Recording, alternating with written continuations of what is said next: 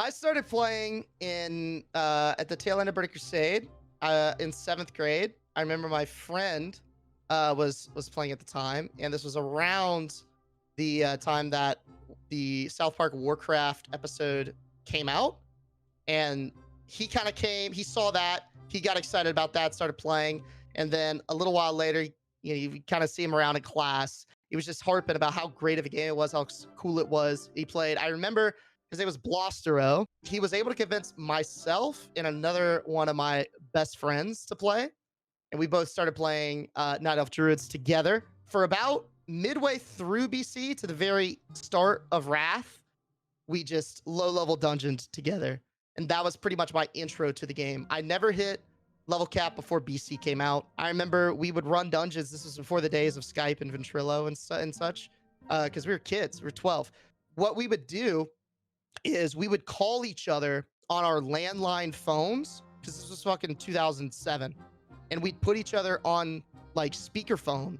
That was our comms, was landline phones, and we did that all the way up to max level, just the three of us, and it was some of the fondest memories I think I've ever had in the game. I think the early like questing experience for Alliance, like levels 1 to 20, is unparalleled. Starting in Elwyn, going all the way up to say Duskwood, hits different, man. It just hits different. There's such a nostalgia trip for me there. So it's not like a particular quest line that I look back of. It's literally those entire areas. Most memorable daily quests for sure are the Netherwing Drake dailies, like those orcs in Shadowmoon Valley, where you had to grind for months on end to get to your Nether Drake. I specifically remember, and this is like how long ago it was. I remember I was like 13, and I was sitting in my room eating DiGiorno pizza, and iCarly was playing in the background. That's how long ago it was. So whenever I look back at like specific quests and daily quests, it's gotta, I don't have a more vivid memory than the Netherwing dailies. Of course, the Wrathgate is a banger. Like that cinematic, oof. That was like the first in-game cinematic WoW did too. So it just was on another level, in my opinion. Gallywix's Pleasure Palace. All right, so it's just so wacky and out there, and so different than all the other WoW zones. It doesn't really try to fit in. It just is its own thing. You could tell, and this is true with a lot of Goblin zones and Goblin architecture. You could tell that some developer that got assigned this had an absolute blast. There's so much personality put into this area, and there's truly not another zone like it. This is a one-of-one area. Speaking on like the wackiness of goblins as well, other zones have a similar vibe, like Motherlode kind of has that vibe, Kazan has that vibe, but this area, Gallywix's Pleasure Palace, takes it to 11, and I fucking love it, dude. Like, where else in WoW is there an Olympic pool with a hot tub? You know what I mean? Or a little putt-putt golf course? Nowhere. And that's why we like it. I have allegiance to no faction, and here is why. I started on Alliance. I have nostalgia for Alliance. I think Alliance cities are better, like Stormwind, Ironforge, even the Exodar, I think slaps, okay? Hordes, animations, models, and just attitude trumps the Alliance, in my opinion. So because of that, that's why I'm so even. I'll play either faction and enjoy it for its own right. I also, let me put this, I think the early zones of Alliance are better. And the reason why I think they're better is because those were the first zones that they actually developed in original vanilla WoW. Like I read, one of the original vanilla WoW developers, John Stats, put out a book called The WoW Dev Diary. And it's like a 300-page book where he details his experience as one of the original developers and kind of taking WoW from inception to commercial product. And he noted in there that Elwyn, Westfall, Duskwood, and I think Redridge were the first zones that the team really took a crack at. Their very first internal playtest with like 5 Blizzard employees was in Westfall. That was like one of the earliest WoW screenshots. And I think it really shows in those zones because since the team had so long to let those zones marinate and then revisit them and then playtest them and iterate over and over and over again, there is an unprecedented level of polish in those zones that I don't feel as strongly anywhere else. That's why I think the Alliance zones are better. Probably going to get hate from the Barons chat Andes, but that's fine. You know, everyone's got their own little quirks, and this is mine. I do like, sometimes I think the Alliance from a lore POV can be a little too Boy Scouty, little too Dudley Do Right. I like the Horde's willingness to bend and break the rules. You know, it's like a band of rebels. Sometimes Anduin just tries to stay on the straight and narrow a little too often, and that irks me a bit. I want somebody with a little bit of a flair who's ready to take some risk, and Horde fills that void for me. Turalian, I think he's a bit of a zealot. I don't think he is I don't think that he has the Alliance interest at heart. I think he's too busy sucking the light's dick, and I think that is going to cloud his judgment at some point later down the line. I could see a potential plot line where the Alliance abandons their traditional morals and values under Turalian's lead in favor of the light's favor. And that's fucking lame, because the Alliance has been built up for decades. And if it comes crumbling down at the hands of a religious zealot, I am going to be very sad. I think Gin Greymane is kind of a little bitch and really doesn't do what he should do as a right-hand man. He's kind of wimped out a lot of times. He's made some questionable decisions. So I wouldn't put the Alliance in Gen's hands either. Tyrande was kind of even kill until she kind of like, you know, did her old Shadowlands evil depression thing. I mean, Muradin, give it to the dwarves. Give the leadership to the dwarves. Dwarves are sturdy, they're stocky, they can handle their alcohol, and they make great food. I'd follow those leaders, you know? Nothing really can spur men to battle like a hearty potato stew. And the dwarves have that recipe on lockdown. I wouldn't give it to the Naru, or not the Naru, the Draenei. I don't know. The Draenei, to me, they seem more supportive. Maybe that's just the role that they were classed in. Obviously, we can't do any allied races as the leaders. The gnomes are just too short, IMO. They're brilliant, but sometimes brilliant minds need to be checked. And like if you give, like, look what happened with fucking Nomergon, right? See what happens when scientific brilliance goes unchecked. You start experimenting with things you shouldn't experiment with, and then big bad happens. You make a big mess that a lot of people have to come in and clean up for years to come. To remedy that, you need a strong leader to keep that brilliance in check, so there's a bit of a balance. And again, I think the dwarves are a good fit. The dwarves are pretty safe most of the time, minus Bran. Bran goes exploring in places he probably shouldn't, but there's not a whole ton of that sort of brand activity. And I know what you're gonna say, Deej, there's a lot of dwarven excavation sites. They go digging quite often. That's at the hands of Bran. Peep the names, read the quest lore. A lot of times in those excavations, Bran's behind them. Okay, he's ordering them, he's leading them, he's naming them after himself. The dwarf risk can be allocated down to this one isolated instance. All right, you take that out of the equation, and you've got a group of people that are consistent, stalwart, and honorable.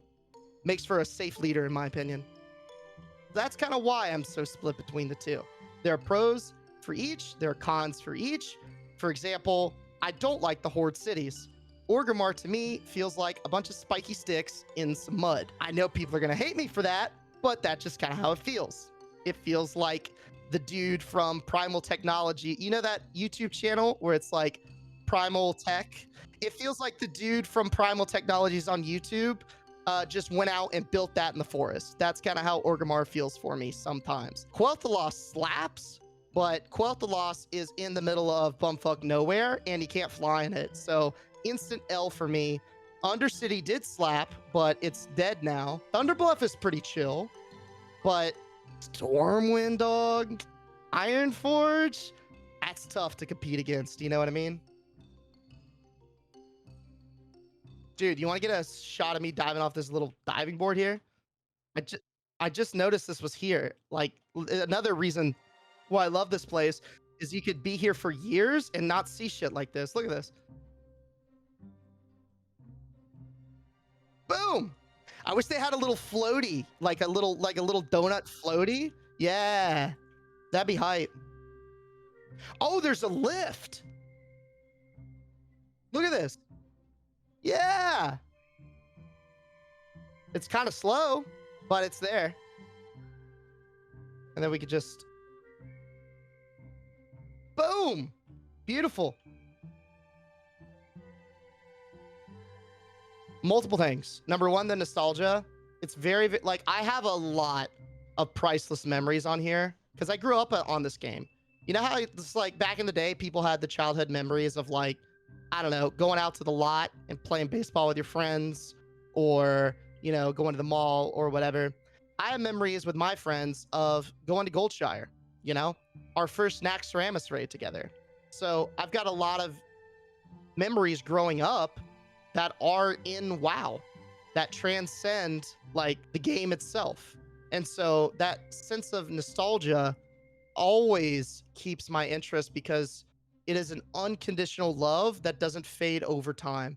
The game has given me so much, it's gotten me through so many tough times and brought me so much joy that it's very difficult to permanently turn away from it because of how much of a good time I've had. That's one aspect. The second aspect is collections. I love collecting in this game. I think in terms of like completionism via mounts, battle pets, achievements, what have you, the game does that very, very well. It's super fun to just passively collect things over a long period of time. And while the acquisition of those items may sometimes be frustrating, at the end of the day, it's still very fun to go through and try to collect 400 to 500 mounts, for me personally at least. So having that also keeps me coming back after like my friends stop raiding or I get Keystone Master.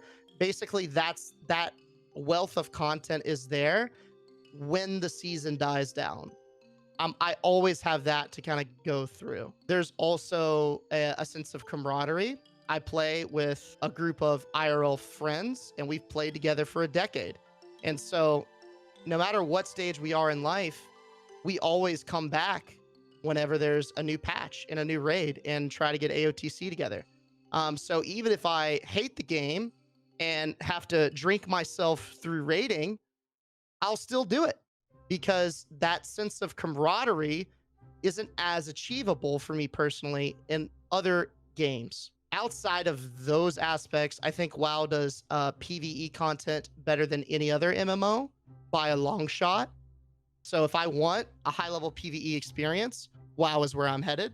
The last thing is just history. My account represents decades of my life. It's really, really tough for me to not continue to build on that. You know, that's something that I just find very difficult to permanently walk away from. I go through like my mounts, I go through like my collections, and I'm seeing years worth of stuff there. Like, oh, I remember when I got this. This was you know, I was doing this. I just got back from hanging out with my friends, or I just got back from this movie and I got super lucky to get this drop. It's like, oh, I remember that. And like just going through kind of like reinvigorates all those memories for me. It's kind of like a way more interactive memory book or scrapbook for me. So just that sheer amount of history that I have on the game because I've been playing it for so long, that'll always keep me coming back, I think. I really don't like Ian's attitude with how he sort of digs his heels into the sand on random design choices, like the Shadowlands Covenant system and the Azurite armor. Like it's nuts to me that a team with that much power and money can just turn on the blinders and ignore what millions of people are saying and millions of pieces of feedback. Like for me, if somebody gives me feedback, like one person gives me feedback on my TikTok, I'm up thinking about that. the point is, when even on my TikToks, when one person gives me feedback, I take it seriously, and sometimes I feel like the sentiment on the WoW team is just, okay, I hear what you're saying, but you're wrong, and we disagree, and so we're just gonna do what we think is best. If they just like literally just listened and were faster about implementing community feedback, that would go a long way with my personal trust in the team. Like, even if it's small things, it doesn't have to be these overarching system designs. It doesn't have to be the patch cadence or the raid. It could be literally as small as a minor inconvenience. If they just listened more frequently and were faster about implementing changes, I would feel more comfortable sticking around because I know they would have my back. You know what I mean? I know they're not just gonna close their ears and be like, "Yeah, you're wrong," because we're making the game. That so getting rid of that attitude would keep me around for longer. Let me think what else. More evergreen systems would keep me around for longer. And what I mean by evergreen systems are systems that transcend individual patch cycles. I feel like a lot of WoW's development is pretty inefficient because the second they put out a new raid, a new dungeon, a new season, it already has an expiration date. And all they're doing is putting themselves back on a treadmill to continuously pump out more and more content. And while I understand there's no escaping that in the MMO genre, you're always gonna have to stay on that treadmill. We could also be implementing some features that are gonna stick around for decades. For example, the transmog system. What a fantastic system that has transcended expansions and patches and has kept millions of people playing longer than they would have normally. Mounts, another one. I mean, dude, think about how many people still farm mounts that were put into the game over a decade ago. Stuff like that, I feel like, is tremendous value add to the game. Zareth Mortis comes out, it comes and goes in a couple of months. You know, Fiery Warhorse gets put in. People are farming that for years. So I wish there was more of a design focus on systems that don't have an expiration date built into them. More single player progression. I really like playing this game. I have a good group of friends that I play with. I even like small scale competitive content like Mythic Plus. But sometimes when I'm on at 5 in the morning by myself playing like a degenerate, I've got no one to play with. And I still want to prog. You know, I still want to min max. I still want to push, but there's no real avenue for me to do that by myself. There have been great attempts of that in the past, such as the Mage Tower, the Green Fire Quest for Warlocks, and to some extent, Torghast. Not a full extent. Don't. Torghast has got some issues, but the spirit of Torghast being at least an attempt at giving the players some sort of single player progression is good. And when I say progression, I don't necessarily mean gear, because you could misconstrue Torghast as, oh, well, that's how you get your legendary. So it's single player progression. No. I mean like progression not tied to power, progression for a flex. I want something that I could just, the whole point, I think, of doing hard stuff in MMOs is so you could flex on other people, right? It's a dick measuring contest, and it'll always will be, in my opinion. Parts of the game will always be about a dick measuring contest and about who's flexing over who. Having things like the Mage Tower and the transmog appearances from Miss Pandora challenge mode, like that kind of stuff is great. I wish there was just some sort of system that focused on single player progression. That would be fantastic. And the rewards don't even have to be like, they shouldn't be player power, but they don't have to be grandiose. It could be as simple as a mount, like not even a good looking mount, just a mount. You know what I mean? A tabard, a title, that kind of stuff. Just something. Some way that I could progress. That would be cool. Progression wise, obviously player housing would keep me around. That tends to be a bit polarizing. Some people hate player housing, others love player housing. I love player housing. So if that was added, I'd play it. That's your personality extended into the world. That's the point of housing. It's not power, it's not convenience, it's being able to carve out your personal corner of the world that you share with millions of people. Having an extension of your in-game accomplishments, your personality, your ambitions, and your endeavors be digitized and permanently represented in the game in some way. To feel like you have influence and can shape small bits of the world around you.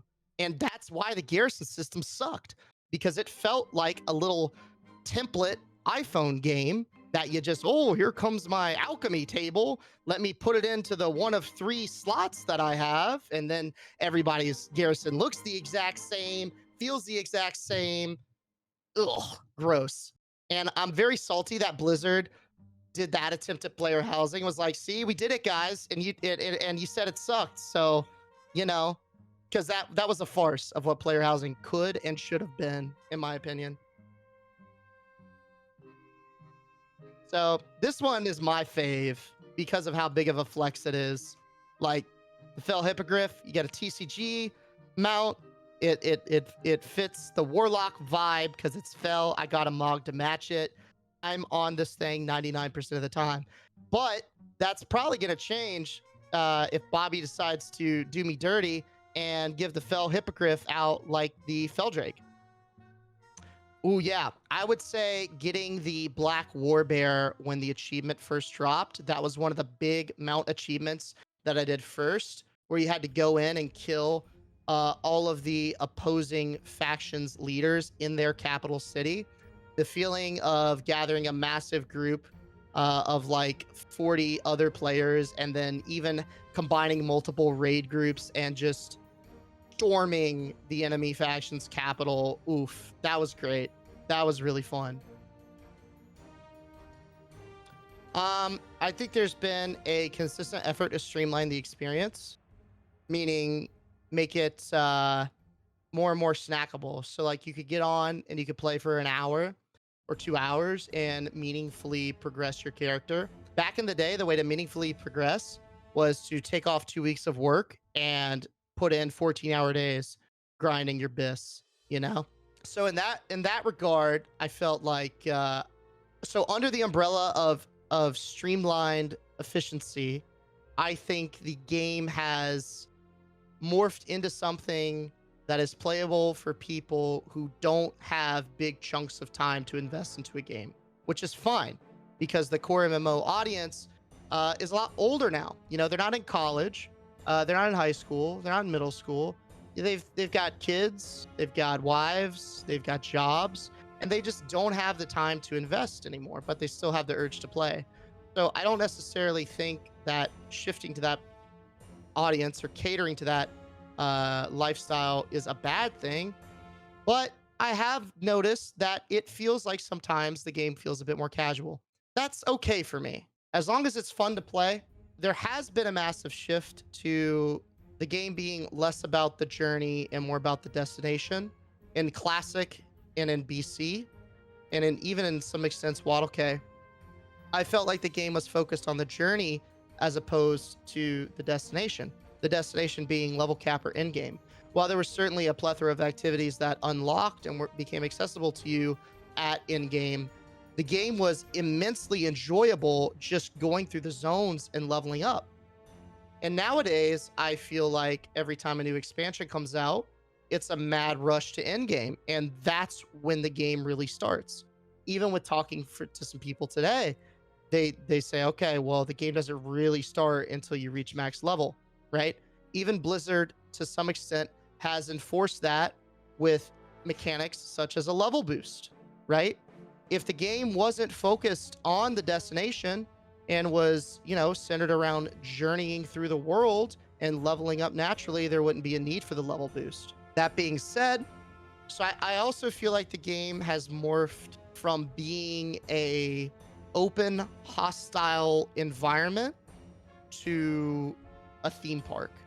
So what I mean by that is in classic, when you were wandering around the world, there's threats at every turn. Like when you entered a cave and you got deep in there, there's some real stress because of how difficult the mobs can be at lower levels. You could really find yourself in a bind, you know, in a dangerous situation just out questing in the world in earlier iterations of the game. And I don't feel that way on retail. In retail, I feel like hardly anything in the world can hurt us. So it would be akin to saying, like before, we're walking through a dark forest where we could get got at any moment. But now it feels like I'm at Disney World and I'm strapped in the It's a Small World boat ride, going through and looking at all the pretty shiny things. And while that's fun and it's cool to look at all the pretty shiny things, it's not threatening, right? There's no suspense. And because of that, for me, if the world doesn't feel dangerous, I mentally turn off and just zip through it. There's no real consequence felt to pulling a bunch of mobs. I get a quest, I go from point A to point B. I don't think about how I'm going to get there. I don't plan the route. I don't worry about what happens if I pull two mobs, because I'm the player character and I will dumpster anything that spits in my direction. I feel like it would be great if things dumpstered me from time to time during the leveling process. Another way to put this, I think, is the game shifted from the main character being the world to the main character being the player character, if that makes sense. In earlier iterations of the game, it felt like your character was a small part in this massive world. Nowadays, it feels like the world is there just to facilitate your main character's experience. It very much feels like you are the center of the universe and you are the most important person in Azeroth. And in doing so, it makes Azeroth feel small in comparison to how it felt when you were just this tiny peasant, you know, auto-attacking wolves in Goldshire. Other than that, the game's had a lot of improvements. Visually, they keep making improvements, which is fantastic. I think mechanical complexity as well is something that can't be ignored. So if we look at the mechanics that were present in Molten Core, one of the very first raids, and we compare them to a more modern raid like Sepulchre, the first ones, it's immensely more complex and immensely more intense and a lot more fun, in my opinion. So great improvement there. And I think they kind of needed to do that just to keep up with the player skill curve and, you know, the technicalities of people getting better internet and just getting better at games in general. Like, you kind of have to continuously raise the bar. Those would be the main things, I would say. I would love to see the return of the old gods in Dragonflight. It's really cool. They feel like very big bads. They feel like their threat is like just way bigger than Azeroth itself. It like literally their existence basically implies that the World of Warcraft universe is bigger than what we know and what we're used to on Azeroth. And the representation of that is incredibly exciting, because who knows where the old gods may or may not take us. You know what I mean? Just those stories alone. Untold origins, mysterious void lords that are better than them. I mean, dude, it's what's not to like. And of course, their inspiration is based on the great H.P. Lovecraft. I mean, that kind of storytelling is unparalleled. I feel like there's just so many opportunities with old gods. Their stuff is really creepy and just it's so different. It's so enjoyable. And it's so easy to understand and get behind too.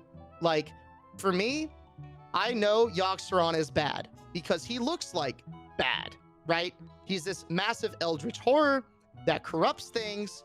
So at face value, I understand we have to take care of him. Motivations, deeper storytelling aside, I'm already on board. When villains are told in more complex ways of storytelling, like say Sylvanas, where there's like, oh, she's got these hidden motives that you don't really know yet because she's always 2 steps ahead. It's tough to get behind those characters because I have to understand why I'm doing it to actually be emotionally invested. I don't want to just like take somebody's word. They're like, yeah, this person is bad, let's go kill them. I often ask myself why. And with the old gods, it's very easy to see and understand why. And then once you get that, that's just the tip of the iceberg.